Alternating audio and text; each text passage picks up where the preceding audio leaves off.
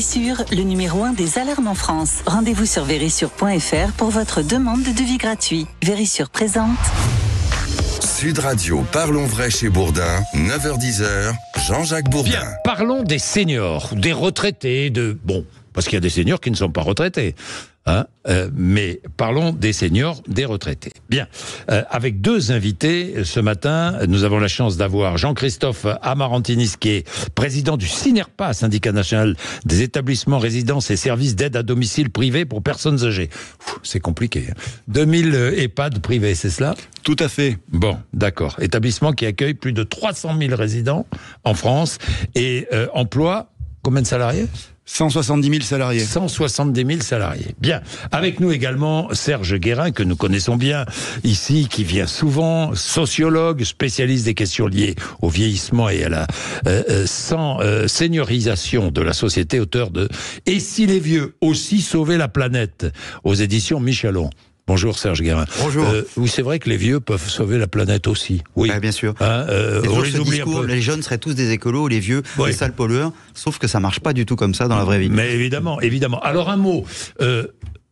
Emmanuel Macron a poussé un coup de gueule, pardon l'expression, en Conseil des ministres avant-hier. Oui, puisque le gouvernement veut faire des économies, Jean-Jacques. 10 milliards cette année, 20 milliards pour 2015, oui, mais pas touche aux retraités, nous dit Emmanuel Macron. On ne touchera pas à la sous-indexation des retraites et à la CSG. En gros, on ne veut pas on ne veut pas indexer les retraites avec l'inflation et donc faire perdre potentiellement du pouvoir d'achat aux retraités. Oui, ça vous surprend, Serge Guérin ?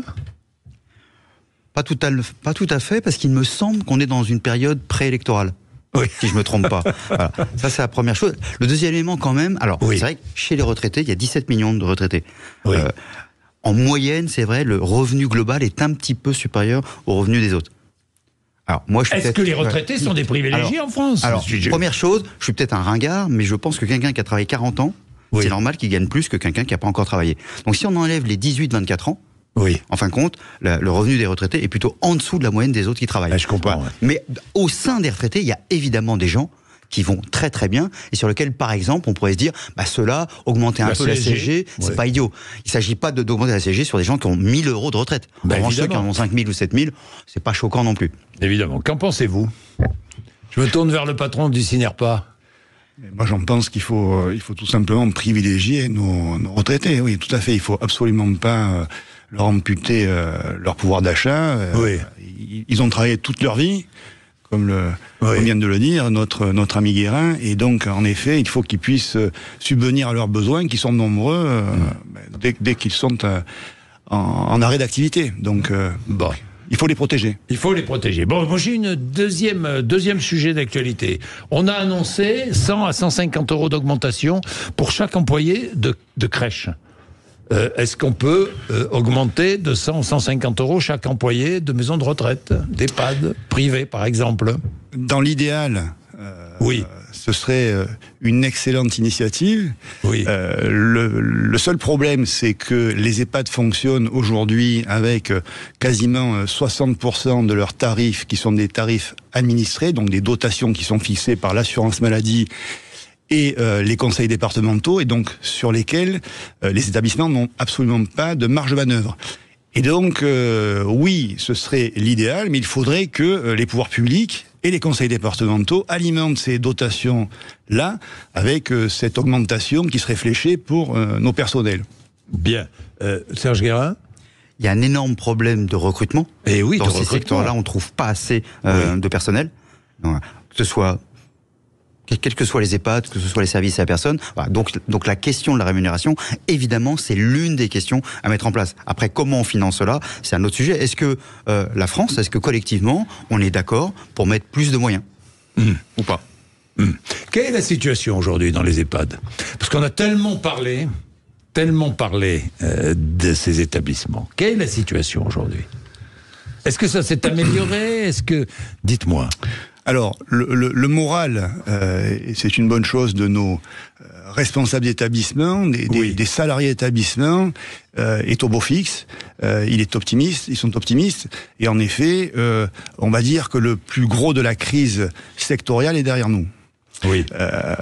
Mais il n'en demeure pas moins qu'il y a un certain nombre de difficultés auxquelles sont confrontés les établissements, et par ricochet leurs équipes, des difficultés en termes d'inflation, d'augmentation des charges, qui ne sont d'ailleurs pas compensées, je fais le lien avec la précédente question, par les tarifs administrés, qui ont des conséquences importantes sur un peu la perte d'attractivité des métiers, puisque nous avons du mal à être attractifs du fait que nous n'avons absolument pas de marge de manœuvre sur nos activités et sur nos recettes. Est-ce qu'aujourd'hui, de plus en plus de personnes âgées désirent finir leur vie à domicile?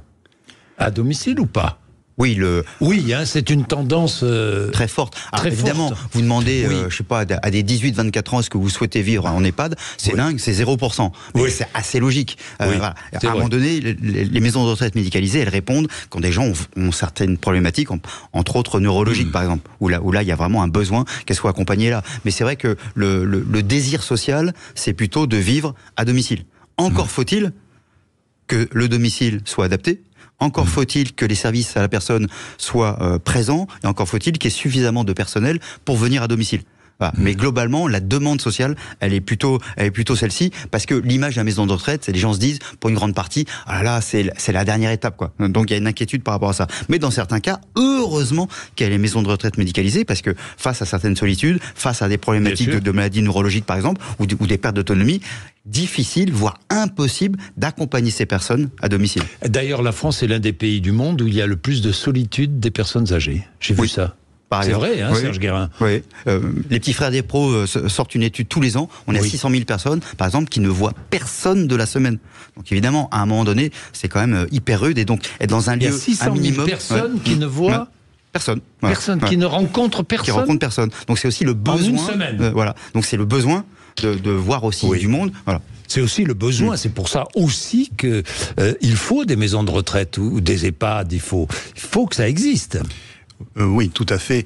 Sachez que les EHPAD, et notamment les EHPAD privés, ont entamé ce que l'on appelle le virage domiciliaire depuis déjà 20 ans, puisque les établissements offrent des centres d'accueil de jour Alzheimer, donc des personnes qui viennent passer quelques heures sur l'établissement pour rencontrer du monde, pour être animés, pour permettre aussi aux personnes qui les aident à domicile de prendre quelques heures de répit dans la journée. Les établissements proposent de l'hébergement temporaire. Les établissements font de ce qu'on appelle l'EHPAD hors les murs, donc avec des services qui sont portés à domicile. Donc oui, on y contribue. En revanche, les EHPAD sont incontournables puisque, comme vient de le dire Monsieur Guérin, le maintien à domicile aujourd'hui, c'est une volonté de 80% des Français. Oui. En revanche, il y a des limites. Lorsque une personne a vraiment besoin d'un accompagnement important, est très dépendante, avoir d'une garde 24 heures sur 24, ça coûte excessivement cher. Aujourd'hui, les moyens qui sont alloués à cette prise en charge, les moyens alloués par l'État sont insuffisants, et donc le recours, c'est des plateaux techniques qui sont offerts par des établissements avec une garde permanente. Voilà. Et donc, les EHPAD ont leur rôle à jouer dans le cadre de l'accompagnement et de la prise en charge des personnes relativement dépendantes. Bien. Il est 9h47. À tout de suite, un peu de pub. Et on se retrouve. Vérissure, le numéro 1 des alarmes en France. Rendez-vous sur vérissure.fr pour votre demande de devis gratuit. Vérissure présente.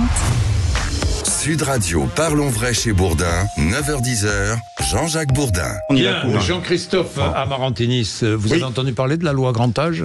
Oui, ça fait des années qu'on en entend parler. Et où cette loi ? Et notre syndicat a contribué activement à des groupes de travail, à des ateliers de concertation, mais bon, pour l'instant, malheureusement, on l'attend avec impatience. Oui, Serge Guérin, elle serait utile ? Indispensable ? Ça serait quand même pas mal qu'il y ait une loi qui aussi fixe des objectifs, une vision. Parce qu'en fait, le problème, c'est qu'il n'y a pas d'argent, il n'y a pas de vision. Oui. Donc, ça fait beaucoup. Oui, une vision, ça serait... En quoi ce serait utile pour les plus âgés ?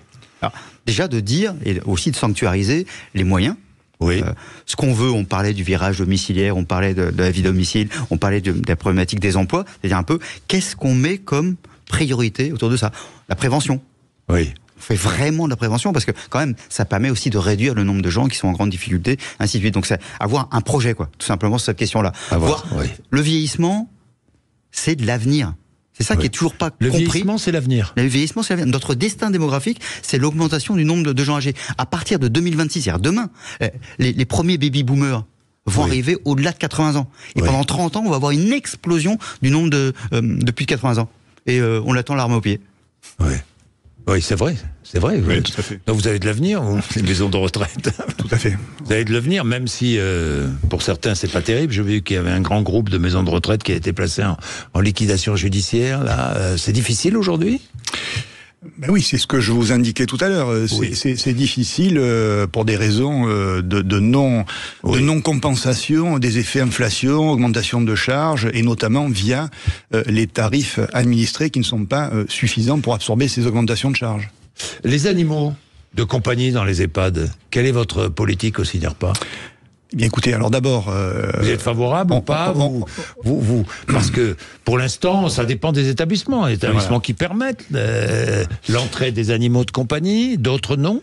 Alors, on y est favorable. Donc, comme vous venez de l'indiquer, c'est pas nouveau, puisque un certain nombre de nos adhérents permettaient aux résidents d'accueillir des personnes, des animaux. En revanche, le rendre obligatoire, il faut juste que ce soit parfaitement organisé dans le cadre de chaque établissement, puisque, bien entendu, c'est une bonne chose dans la mesure où la personne âgée rentre en établissement avec son animal de compagnie, et donc ça évite tous les sujets de rupture entre l'ancienne vie et la nouvelle vie. Ça permet de conserver une certaine autonomie, une responsabilité.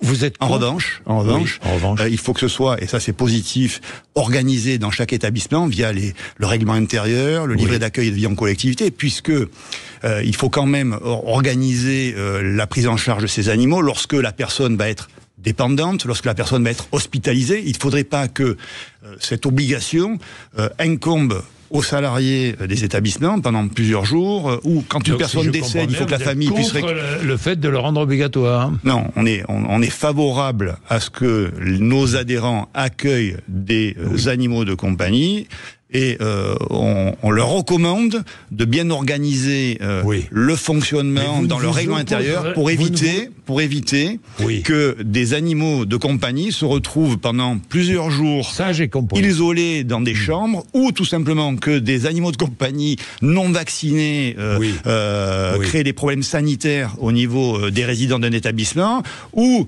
que des salariés qui fréquentent nos établissements et qui n'aiment pas, parce que ça arrive aussi, les animaux qui font des allergies, ne soient pas obligés de côtoyer des animaux. Il faut l'organiser. Si l'établissement dit non, vous comprenez ? Si l'établissement dit non, d'abord il ne peut pas dire non puisque ça va devenir obligatoire au printemps, mais après c'est pas voté encore, mais probablement. Pour l'instant, ça devrait devenir obligatoire. Donc l'établissement ne pourra pas dire non. Charge à lui d'organiser pour que ça se passe parfaitement au quotidien dans son établissement. Serge Guérin, c'est indispensable. Dans plein de cas, l'animal de compagnie, c'est du soin en fait, c'est un soin doux, et la personne, elle en a besoin, c'est du lien aussi, elle échange avec cet animal. Et en effet, si déjà la rupture est pas facile de se retrouver dans un établissement alors qu'on vivait chez soi, si en plus on enlève la petite bête, évidemment, mais après évidemment il y a un problème d'organisation. Par exemple, s'il y a 25 animaux différents dans le même établissement, déjà, il faut qu'ils s'entendent entre eux un minimum. Voilà, donc il y a quand même des problématiques à organiser. Est-ce qu'il y a un jardin dehors qui permet aussi à ce que les chiens, les chats ou autres aillent dehors? Voilà. Mais sur le principe, évidemment que c'est extrêmement important pour les gens de garder ce lien. Et souvent d'ailleurs, ça fait aussi, les gens continuent à bouger. Tiens, je vais aller promener Médor. Mais pendant ce temps-là, je marche. C'est vrai. Voilà. Ça permet aussi de discuter avec d'autres personnes. On discute pas de sa maladie, on discute du chien ou du chat. Ce qui est quand même beaucoup plus sympa. C'est vrai. Merci messieurs. Merci. Il est 9h56. Allez, 9h56. Sud Radio Média, Valérie Expert, Gilles Gansman reçoivent la productrice Géraldine Levasseur, la journaliste Gaëlle Schwaller et Sophie Kwan, qui est rédacteur en chef à 60 millions de consommateurs. Juste après les infos de 10h. Sud Radio, parlons vrai chez Bourdin, 9h-10h, Jean-Jacques Bourdin. Avec Vérissure, le numéro 1 des alarmes en France. Rendez-vous sur vérissure.fr pour votre demande de devis gratuit.